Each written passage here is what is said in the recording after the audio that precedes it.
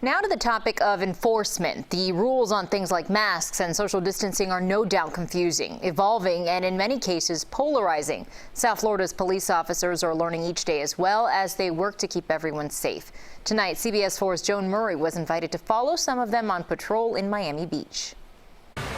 Wednesday night, Lincoln Road, Miami Beach. Code Enforcement Officer Manya Jefferson is busy at work. Hello, how are you? She's checking restaurants to make sure they are complying with safety measures to stop the spread of the coronavirus. Masks are a must, and she's checking to make sure no one is at the bar. I also do see that there's nothing on the tables, no silverware, cups, or anything like that. Restaurants can only operate at 50% capacity. Tables have to be spread apart for social distancing. To keep open. Right. We do want people to visit Miami Beach, and to do so, we just want to make sure that everyone is protected. Not only the businesses, but also the employees, the patrons, everyone that visits Miami Beach. With COVID numbers skyrocketing in South Florida, businesses recovering from the shutdown are under pressure to prove they are not part of the problem. So no distancing, no masks, that type of situation at this In time. Broward, the 311 call center has fielded about 900 calls of possible violations.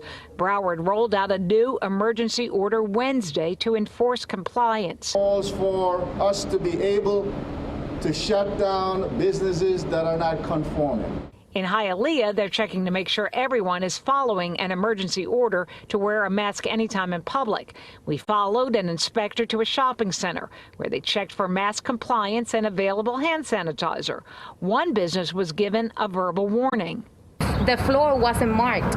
They need to mark the floor, showing the distance, the social distance. Back on Miami Beach, Manya Jefferson is finding social distancing is on the menu at the many restaurants she's inspected, even at the popular Smith and Walensky Steakhouse, where the manager says the new rules are the first order of business.